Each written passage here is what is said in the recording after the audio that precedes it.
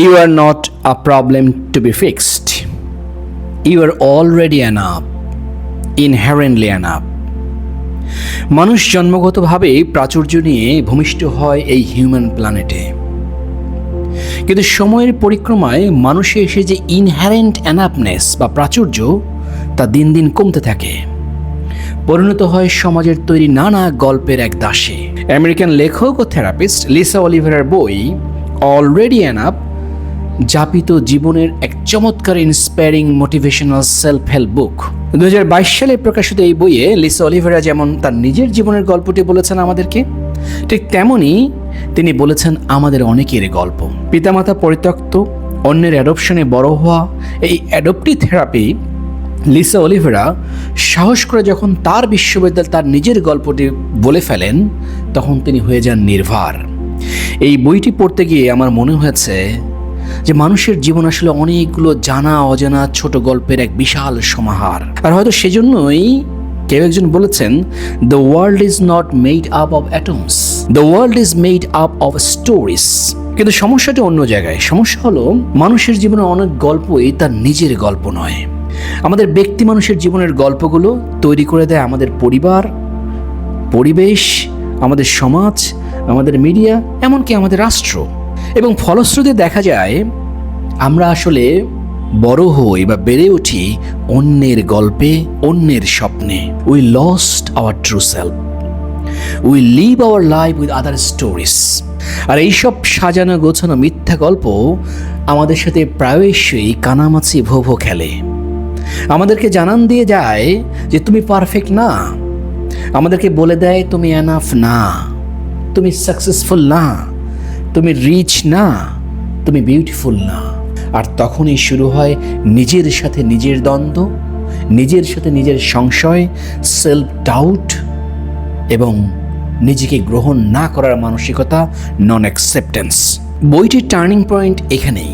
লেখক আমাদেরকে মনে করিয়ে দেয় আমাদের যত গল্পই থাকুক না কেন, আমরা সবসময়ই এনাফ, আমরা সবসময় ওয়ার্দি, আমরা যা আমরা তাই। কিন্তু শেম, গিল্ট, অ্যাবান্ডন, নেগেটিভিটি, সরো, ব্রেকআপ, ডিভোর্স, এই সব কিছুকে ছাপিয়ে আমাদেরকে তৈরি করতে হবে নিজের একটি গল্প, একান্তই নিজের বলার মতো একটি গল্প। The truth is that we get to choose who we are.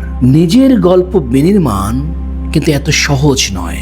Lisa Oliveira 3 ভাগে এই গল্প বিনিময়ের কথা আমাদেরকে বলেছেন তার এই বইয়ে। Getting honest, getting brave and getting free. আত্মপ্রতারণা বা আত্মপ্রবঞ্চনা নয় কোনো ভীরুতা বা কাপুরুষতা।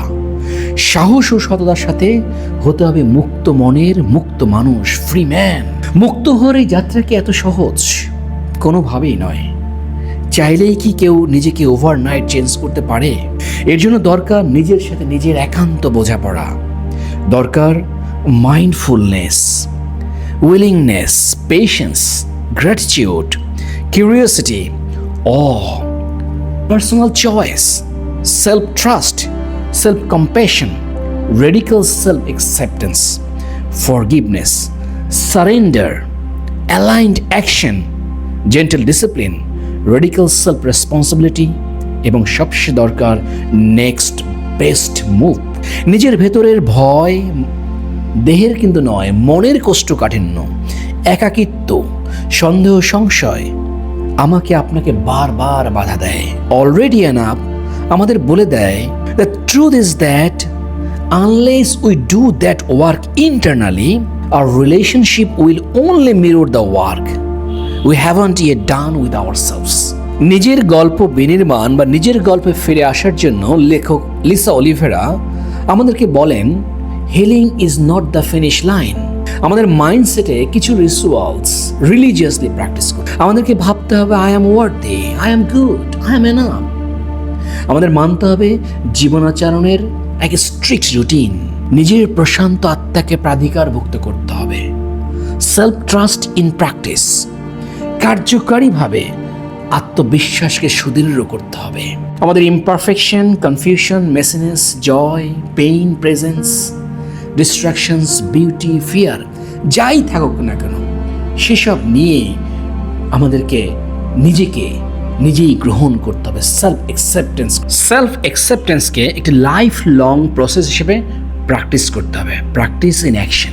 আমাদের চিন্তায়, আমাদের চেতনায়, মননে, মস্তিষ্কে, নিউরনে দৈনন্দিন জীবনে প্রতিনিয়তই প্র্যাকটিস করতে হবে, I am not a problem to be fixed, I am enough, I am good, I am worthy, I am inherently enough. আর এইভাবেই আমরা একদিন হয়ে উঠব সত্যিকারের আমি। তৈরি হবে আমাদের নিজেদের বলার মতো একটি গল্প। Because we are inherently rich, we are inherently beautiful. Lisa অলিভেরার অলরেডি এনাফ এই বইটি, এখানে শুধু গল্পের সমাহার নেই, এখানে আছে নানা দিক নির্দেশনা, নানা গাইড, নানা অ্যাকশনস, সব মিলে একটা চমৎকার বই।